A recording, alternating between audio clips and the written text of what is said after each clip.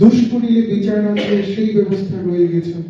এখন মারো ওরা করে কোন বিচারে জানতে চায়, এইসব কথা বাউল করিম বলেছে। বাংলাতে করিম ভাবতে ধর্ম মানেন, এটার একটা খুব সুন্দর উত্তর উনি দিয়েছেন। কোন সায়রে খেলতে চলে ভাবতেছি তাই অন্তরে কেমনে চিনিব তোমারে ওষুধ ধরে কেমনে চিনিব তোমারে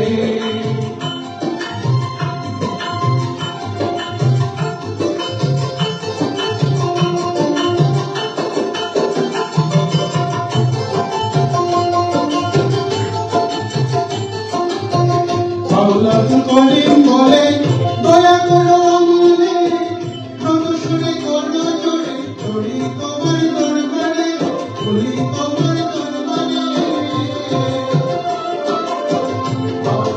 করিম বলে দয়া করো আমলে কত শুনে করো জোরে করি তোমার দরবারে করি তোমার দরবারে ভক্তের অধীন হও চিরদিন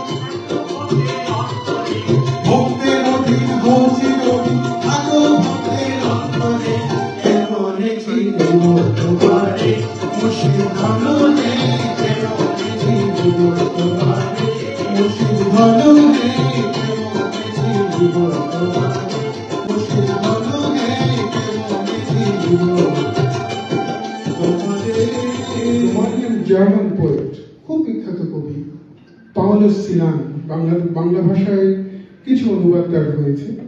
তো উনি বিশেষ করে আমাদের যে গ্যাস ক্যাম্পগুলোতে সেকেন্ড ওয়ার্ল্ড ওয়ারে হিটলার যেটা করেছেন, উনি পড়ে তার কবিতায় সমীকরণটাকে পাল্টে দিয়েছেন। আমরা তো ঈশ্বরের কাছে প্রে করি, উনি বলেছেন যে গড প্রে টু আস, তোমাকে এইসব ঘটনার পরে আমরা দেখবো তোমাকে মাফ করে দেওয়া যায় কিনা। এই রকমের একটা স্বর বাউল করিমের দেশের দুঃখ দুর্দশার ছবি, বিপন্ন মানুষের দাবি করিম চায় শান্তি দেয়। তিনি তত্ত্বগানের বাইরে তার নিজের একটা ইউনিক সিগনেচার তৈরি করেছেন, যেখানে আপনারা বিপন্ন মানুষের কথা স্বর্গবান নরক করিবে পলক আছে বলে মাত্র শুনেছি, বলুক যে যা বলে দেখেছি ফলে নরকই ভালো বলে জেনেছি।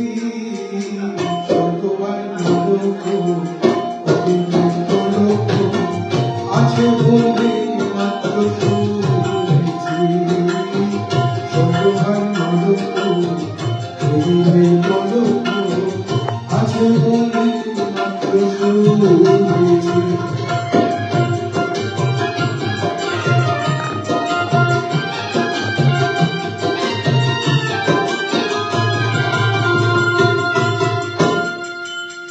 স্বর্গের মহিমা শাস্ত্রে শুনতে পাই, সেখানে থাকে নাকি ঘেন্টাওয়ালি গাই, বেশির মাঝে কেবল চক্ষু লজ্জা নাই, সম্পর্কের নাই বাছাবাছি।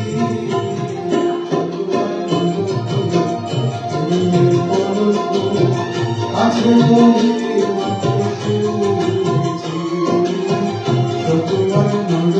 স্বর্গনরকের ধারণা খুব ভুলেছে, স্বর্গনরক মানেন কিনা বা এটা তো উনি তো প্রচন্ড বিশ্বাসী, উনি মানে তার এটা let me be very clear and candid যে করিম ভাই বিশ্বাস করতেন।